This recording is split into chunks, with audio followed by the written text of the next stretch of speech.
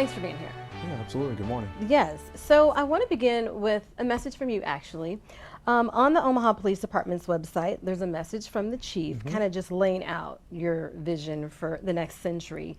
And the number one item on your list is reduction of crime and fear of crime. Absolutely. So on a scale of 1 to 10, where would you say you are right now in meeting that goal? So on a scale of 1 to 10, it's a progressive scale, right? I think we started around the 3 or 4 area in the course of many, many years, a lot of work. I think we've reached about that 7, 8 scale. Omaha's violent crime was at its all-time low in 17, 18, and 2019. And then 2020, like every other major city, we took a little bit of a turn and things spiked up on us. For the first half of 2021, we sort of continued that trend. The second half so far, it looks like we're starting to restore ourselves back to that 2019 levels. So that was our short-term goal. Let's get back to our 2019 levels. And then in 2022, we're looking to take it even further. So we're continue to expand that. And when you talk about reduction of crime, Cerise, it's really more than that, because the way to reduce crime goes towards your police-community relations, how well you work with the community, how well you solve crimes, how well you prevent crimes, and combined with all that is a quality of life feeling that we're trying to elevate for the city as well. And throw another caveat to that is the progressive reforms in policing. We want to be a part of those. We don't want to sit back and wait. We want to take what we feel we can do now, implement them, and if they're successful here after a trial period, perhaps other cities will replicate those. But we're looking at all of these avenues when you talk about reduction of crime. Yeah, not just one piece to that puzzle. That's right. Well, you mentioned solving cases, and one thing I know families really appreciate is your commitment to the cold cases here in Omaha. I went on that page, the cold case page, and you see the victims' names and their pictures and the family's own words. And why is this so important to you to solve these cold cases? Yeah, so the cold cases and homicides in general, that's the greatest affront to a society. And when that is the greatest affront, you would expect your police department and the law enforcement entities investigating that to go at that as hard as they possibly can and not stop. And that's just a promise that we give our community. And it's buttressed every time the detectives see crime victims' families. Even as chief, there's times where I get to meet the families. And you remember that, and you never forget that. So we try to put as much effort into that as possible. Very, very proud of our homicide clearance rate. From a national standpoint, we're doing really well. Somewhere around 75–80% of all homicides we solve. National average maybe around 56% for a city our size. But I'm almost hesitant to even say that, because I'm still talking about somebody's death. And I'm still talking about 20% of unsolved homicides. So that's why those unsolved homicides are so very important. And we recently ran the cold case month in September. And my caution to everybody is this. I knew coming out of that month that we were going to get some tips, and it was going to take a lot of work.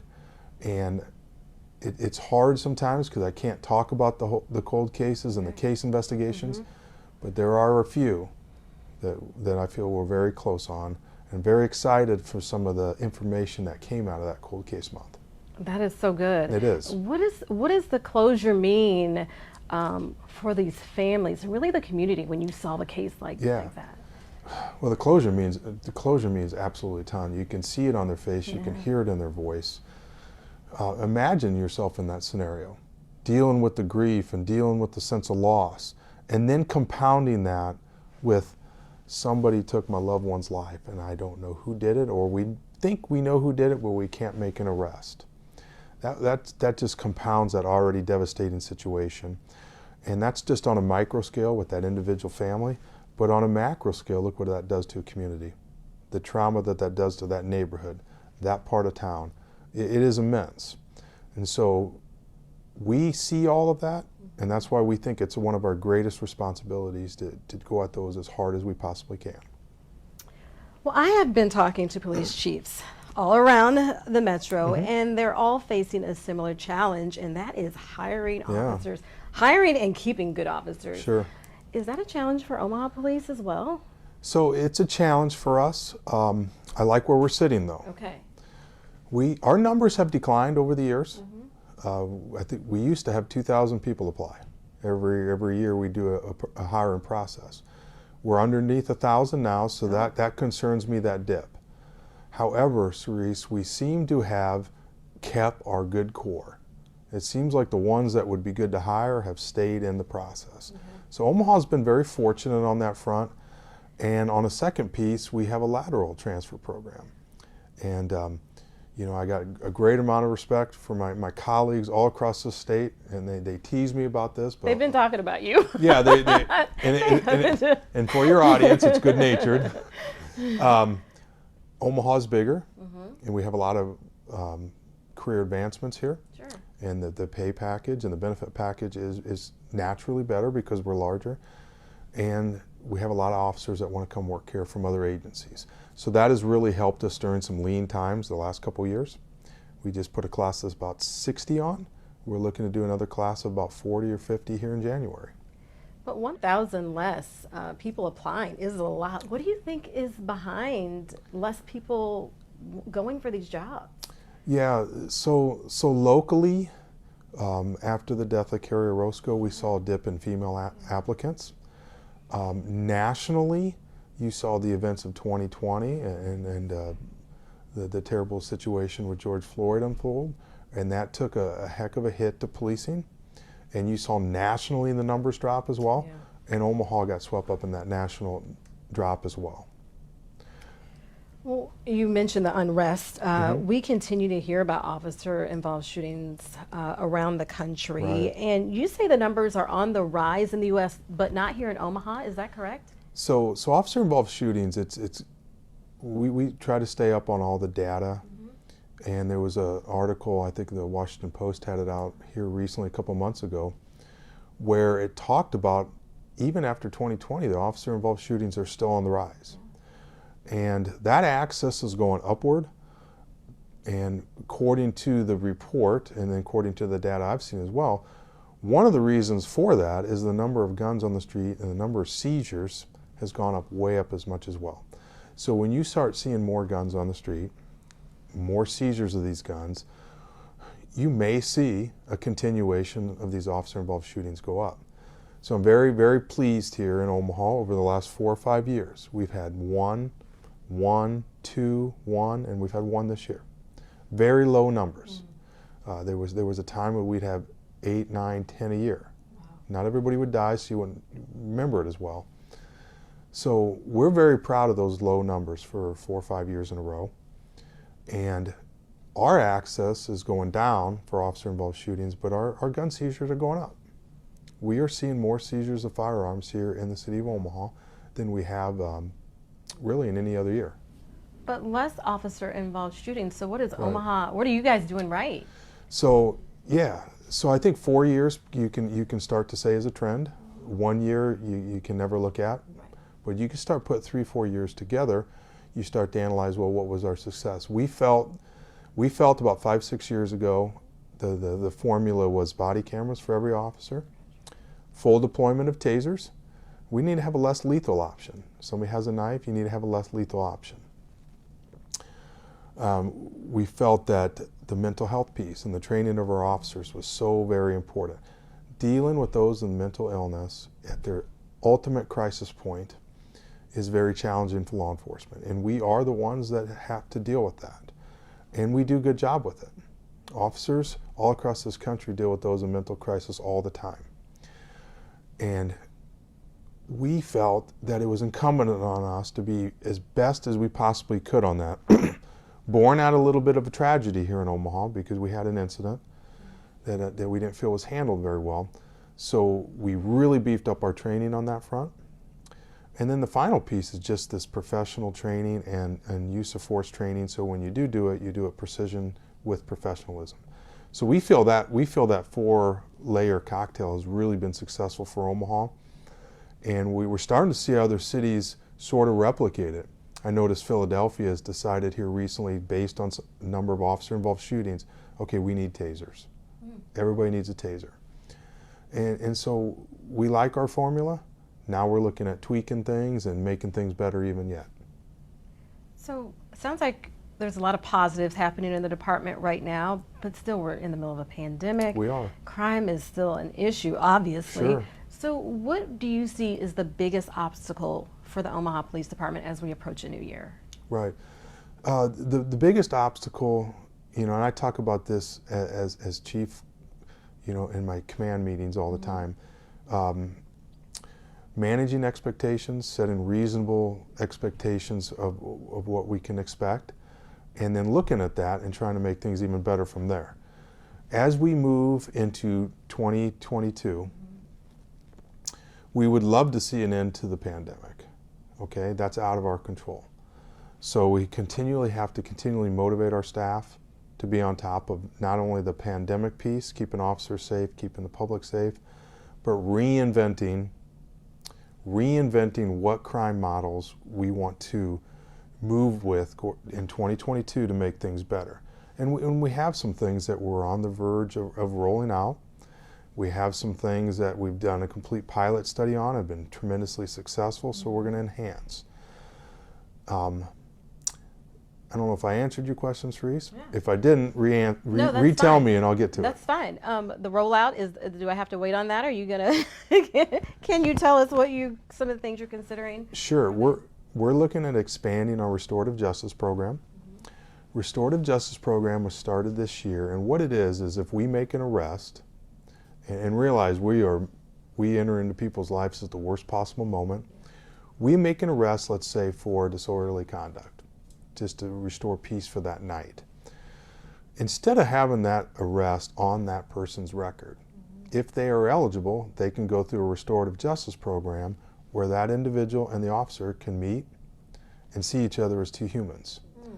And what that does is it lets that person see the officer when they're not in a bad state of mind, lets the officer see that person when they are just their normal self. And it's really been great. And I heard a comment from one of the officers that went through it, and the officer said, I love this because I would have rather had a beer with that person than I had to take them to jail. And so that has worked tremendously, got good feedback from the public. UNO has been studying it for us. We've gotten good grade marks there. So we're going to expand that, Cerise. And then another piece that we're looking at is just to make things more convenient for our citizens and have an online reporting system. Let's say you have something stolen from your yard, and you have no idea who did it. You can call and do that report for your insurance just right online. Not call, but get online, just do it right there. Maybe you were in a traffic accident, you've exchanged information, you want to report it to the state, you can just get right online and we can walk you through all that. So those convenient pieces I think is important for a community, because a lot of law enforcement calls are, to address things like that. Sure. I like that. A lot of people will like that online perspective. So I do have to ask you about that off-duty officer whose car was broken into a few weeks ago. Give me some details on that. I will. So their police uniform was stolen, their weapon was stolen, their belt was stolen. Right. Do you have an update on that at all? And were you concerned about, I feel a pretty bold burglar taking a police officer's uniform to have that in their possession and their weapon? Yeah, I mean, obviously we want those in the proper hands. Yeah. And we have, officers, they're available 24 hours a day. And a lot of officers will have some equipment in their vehicles. We have a protocol for how to do that. Officers will have their equipment in their house with them at various places, and that's just so they're able to respond in an emergency situation. But it's definitely concerning to us, and we work with a number of agencies when something like that occurs, because the last thing we want is those credentials out there being used inappropriately. And you can really take advantage of somebody if those credentials are in the wrong hands. And then, of course, that firearm. Yeah. That firearm is very personal, and only to be taken out of that holster at the most extreme situations. So to know that that's out there in the wrong hands is very unnerving. And it's getting our full attention behind the scenes. That's good to know. I do want to talk about you for a little bit, because you hear these things, you've probably seen everything, not surprised by much after almost 10 years as police chief. True. My blood pressure does not get up as much as it used to. Let's put it that way. So I looked at how long some of your predecessors served as chief. Thomas Warren, 4 years.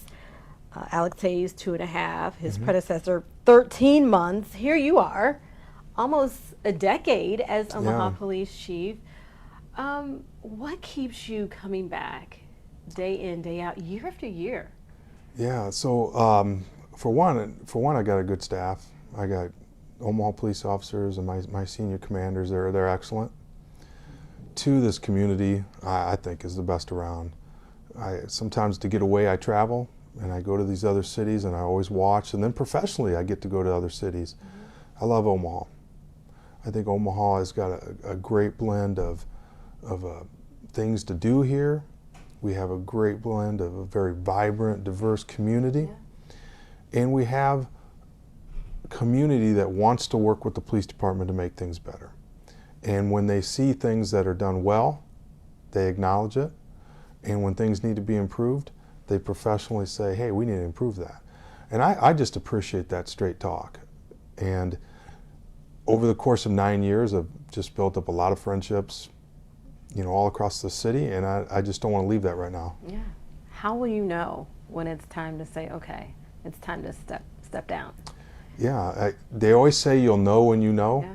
Well, I don't know yet. So we're full speed ahead at the police department. I plan to be around, and we're operating with right now establishing another 5-year strategic plan, because there are some things, it's an executive level position, Cerise, and we spend a lot of time behind the scenes with a very large budget.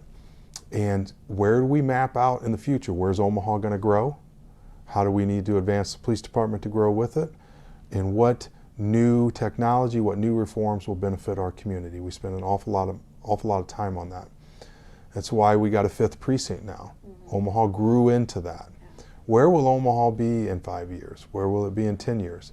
The police department has to grow with it, otherwise you affect public safety. So looking back in your 9 years as police chief, what are you most proud of when it comes to your department and the men and women who serve with you? Yeah, so when I first took over, shootings were at an all-time high. Almost epidemic level. We'd have 200, 250 shootings a year in our city. That was way too high. And police community relations were good, but we needed them to be a lot better. And if we look at just the charts, I'm very proud of the fact that we've been able to get in front of those shootings, reduce those, and thus reduce the homicides. And then I'm very proud of the community piece, because that really is how to reduce crime and improve quality of life. And it's very fulfilling, that community piece. It really is. It sounds so cliche, but it's just not. So those are a couple things I'm very proud of. And I will tell you, sitting here though, perhaps I'm the face of the organization, but those who are doing the work are the men and women out there right now. Whether it's the middle of the night, 0 degrees, you call 911 and they're going to come for you. That's a nice feeling. And I feel in Omaha they will professionally come and help you out.